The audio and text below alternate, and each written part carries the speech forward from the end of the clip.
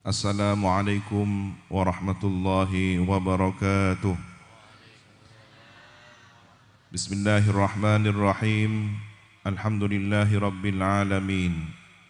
Wabihi nasta'inu ala umurid dunya waddin.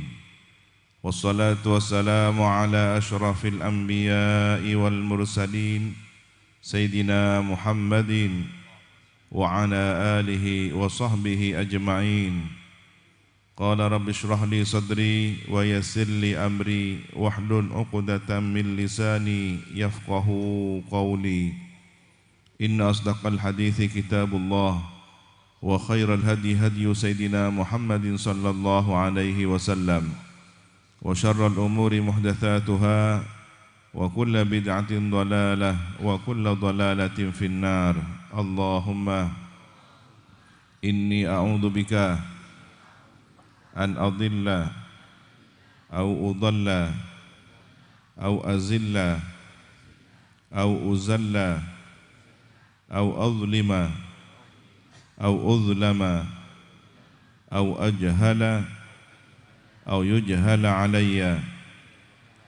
Rabbi zidni ilma wa wassi' li fi rizqi wa barik li fi ma razaqtani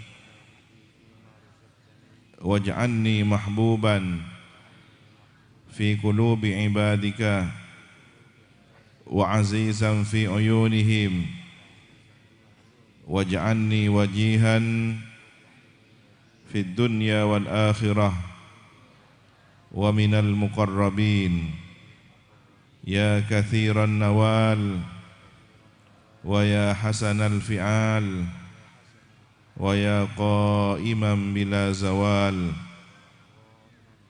wa ya mubdi'an bila mithal falakal hamdu walakal minnatu walakal syarafu ala kulli hal wa sallallahu ala sayyidina Muhammadin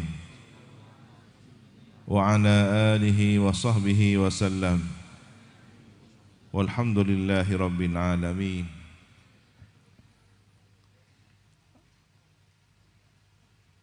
Amma ba'du, hadratal muhtaramin, para alim, para masyayikh,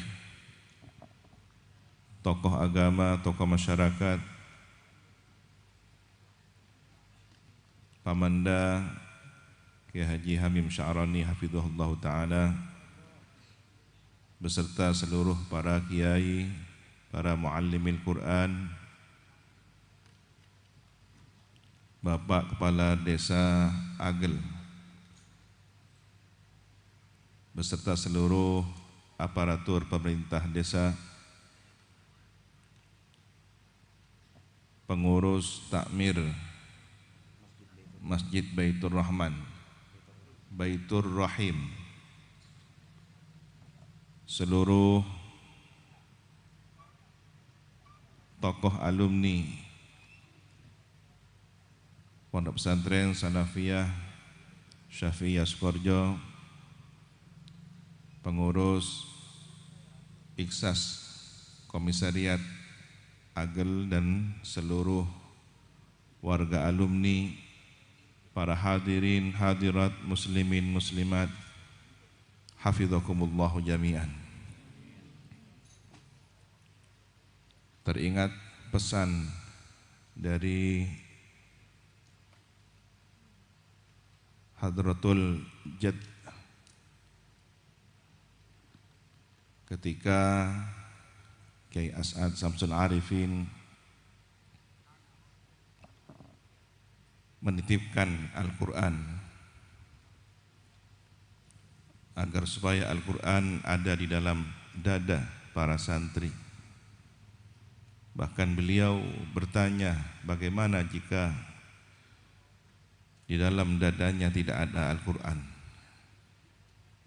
Yang dimaksud tentu adalah makna, nilai-nilai dan ajaran Al-Quran ada di dalam hati kita.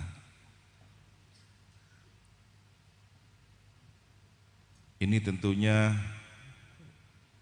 semangat yang sama terwasiatkan dari ayahanda beliau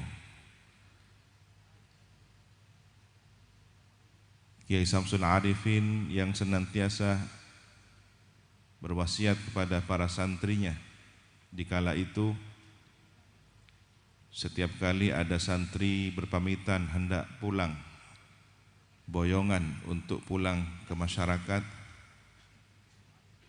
Kiai Samsul menitipkan murok ya cong, murok abakna, murok keluargana, murok masyarakat. Kata ini menjadi motivasi bagi para santri-santri dahulu untuk menyebarkan ilmu dengan mengajar Al-Quran, muallimil Quran, yang itu merupakan derajat mulia di sisi Allah Subhanahu wa taala. Begitu juga keteladanan ini dapat terlihat pada perilaku kebiasaan Pamanda almarhum Al-Mafullah Kiai Fawaid. Hampir di setiap aktivitasnya beliau membaca Al-Quran, di kendaraan, di beberapa kegiatan-kegiatan, pada saat lengang, pada saat dirasa tidak perlu berbicara yang penting, beliau lebih memilih bersama Al-Quran.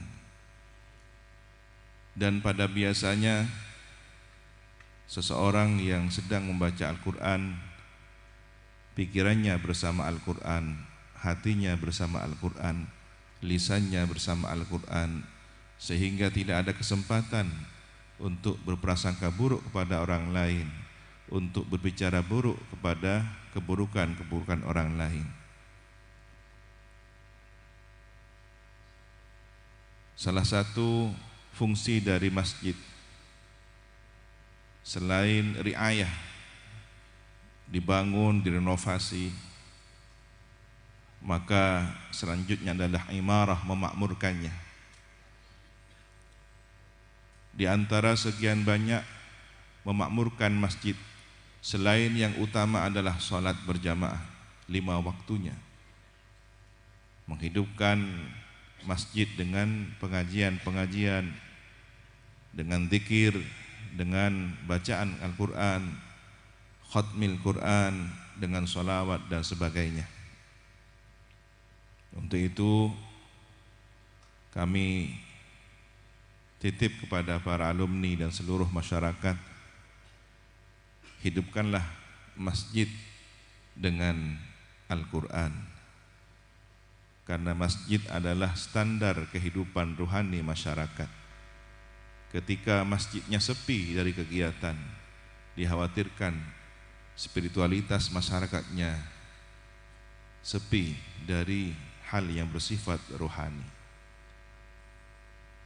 Begitu juga ketika kita berikhtiar menghidupkan masjid dengan kegiatan-kegiatan selain sholat adalah khatmil Quran, harapannya masyarakat setempat mendapatkan keberkahan Al-Quran.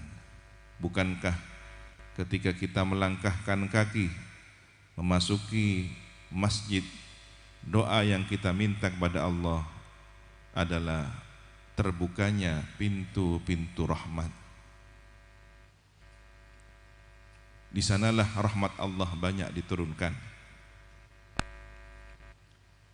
sehingga orang yang menghidupkan, bahkan beriktikaf berlama-lama di masjid, dia sedang mengumpulkan energi rahmatullah, energi positif, kekuatan rahmat dari Allah yang akan disebarkan dalam kehidupan sosialnya, kehidupan perekonomiannya, kehidupan bermasyarakatnya. Maka masyarakat yang menghidupkan masjid akan berkah kehidupan di dalam sosial, ekonomi, dan bermuamalahnya sehari-hari. Begitulah generasi awal, generasi terbaik umat ini. Kita rindu keteladanan generasi salafun saleh, baginda Nabi dan para sahabatnya. yang telah memberikan contoh menjadi masyarakat madani, masyarakat yang hidup dengan kekuatan masjid, dengan kekuatan rohani. Hubungan vertikalnya tersambung dengan salat. As-salatu mi'rajul mu'min. Sedangkan kehidupan horizontalnya tersambung dengan memakmurkan kehidupan di muka bumi sesuai dengan pesan Al-Quran ketika usai salat, fantashiru fil ardi wabtaghu min fadlillah. Kita rindu keteladanan itu, sebagaimana Nabi merindukan generasi setelah para sahabat dan seterusnya hingga zaman kita. Beliau pernah duduk bersama. Di antara yang hadir ada Sayyidina Abu Bakar, ada Sayyidina Umar, ada Sayyidina Uthman, ada Sayyidina Ali dan sejumlah sahabat duduk mengelilingi baginda Nabi. Tiba-tiba Nabi bersedih, menangis, lalu bersabda, aku merindukan ikhwani, saudaraku. Beliau menunjukkan ekspresi yang begitu mendalam rindunya kepada orang yang disebut sebagai ikhwan. Diriwayatkan bahwa ketika itu Sayyidina Umar memberanikan diri bertanya, "Wa man ikhwanuka ya Rasulullah? Alasna ikhwanuka ya Rasulullah?" Siapakah saudara ikhwanmu itu ya Rasulullah? Bukankah kami ini adalah ikhwanmu, saudaramu ya Rasulullah? Bukan, bal antum ashabi, kalian bahkan adalah sahabatku. Sahabat di sini adalah orang yang beriman pada Rasulullah, berjuang bersama Rasulullah dan bertemu langsung semasa, bersalaman, bertatap muka dengan baginda Rasulullah sallallahu alaihi wasallam. Sedangkan yang dimaksud oleh Rasulullah sebagai ikhwannya adalah qaumun ja'u min ba'dikum, generasi suatu kaum yang datang setelah kalian wahai para sahabatku. Begitu Nabi bermaksud. Mereka beriman kepadaku padahal tidak pernah berjumpa denganku. Mereka mencintai kalian, mencintai Abu Bakar dan sahabat-sahabat yang lain, karena di dalam cinta para sahabat ini, di dalam cinta Sayyidina Abu Bakar ada cinta kepada Rasulullah SAW. Maka ciri dan tanda-tanda orang yang dirindukan Nabi adalah orang yang meskipun tak pernah berjumpa dengan Nabi, tak pernah bertatap muka dengan Nabi, tak pernah bersalaman dengan Nabi, tetapi beriman pada Nabi dan mencintai para sahabat Nabi, karena para sahabat mencintai baginda Nabi Muhammad SAW. Nabi merindukan orang-orang yang semacam ini. Kita berharap semoga kita mendapatkan kerinduan baginda Nabi sebagaimana kita ingin belajar merindukan baginda Nabi. Sallu ala Nabi Muhammad. Para hadir, para perindu syafaat baginda Nabi Muhammad, berbahagialah ketika di antara kita ada yang berkhidmah, hatinya senantiasa berta'alluq, bertautan dengan masjid, ingin senantiasa memuliakan masjid, ingin mengagungkan masjid, karena masjid adalah syiar agama Allah. Wa may yu'azzim sya'airallah fa innaha min taqwal qulub. Bahkan orang yang hatinya terhubung dengan masjid akan mendapatkan keistimewaan kelak pada hari kiamat nanti. Selain syafaat baginda Nabi, ada 7 golongan yang akan mendapatkan naungan arsy Allah. Yauma la dhilla illa dhilluh, pada hari di mana tidak ada naungan kecuali naungan arsy Allah. Di antara 7 golongan itu adalah orang yang hatinya berhubungan senantiasa terhubungkan dengan masjid, memuliakan masjid, mengagungkan masjid. Abuya Sayyid Ahmad Ibn Sayyid Muhammad Al-Maliki dalam suatu kesempatan di tahun 2018 yang silam, beliau menyampaikan, mengapa orang yang hatinya terhubung dengan masjid mendapatkan naungan arsy Allah kelak pada hari kiamat? Karena ternyata ada satu rahasia, bahwa hati tempat sujudnya adalah di arsy. Sebagaimana kening kepala kita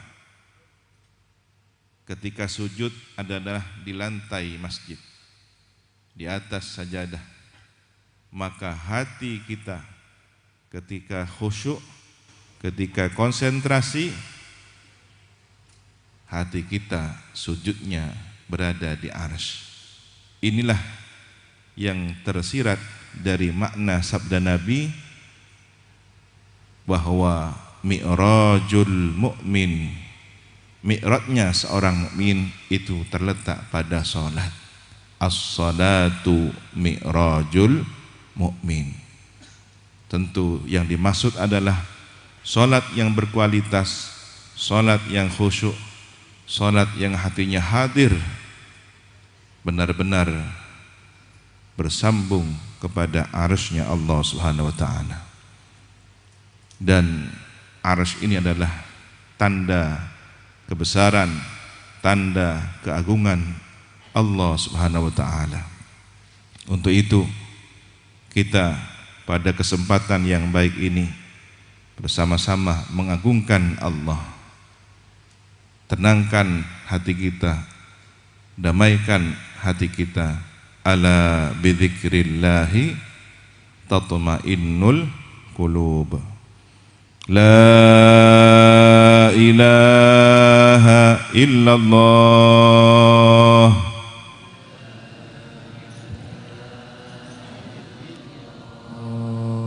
La ilaha illallah.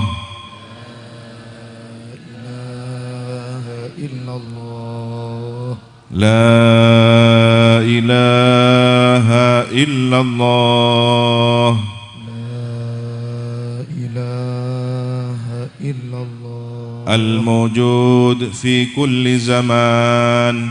Al-mawjud fi kulli zaman. La ilaha illallah. La ilaha illallah.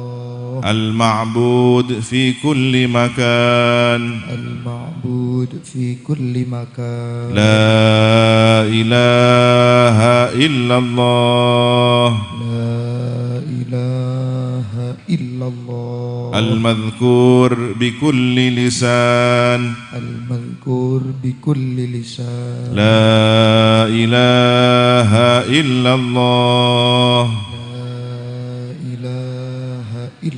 Al-ma'ruf bil ihsan. Al-ma'ruf bil ihsan. La ilaha illallah. La ilaha illallah. Kulla yawmin huwa fi shan. Kulla yawmin huwa fi shan. La ilaha illallah.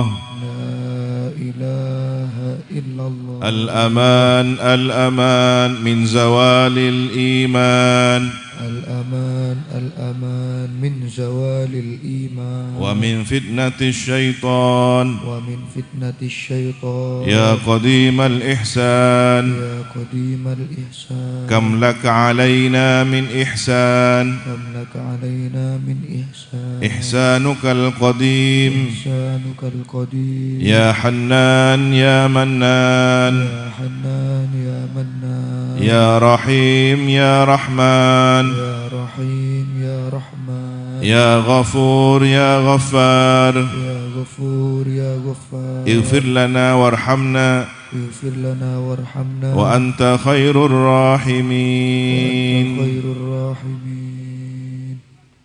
صلوا على النبي محمد.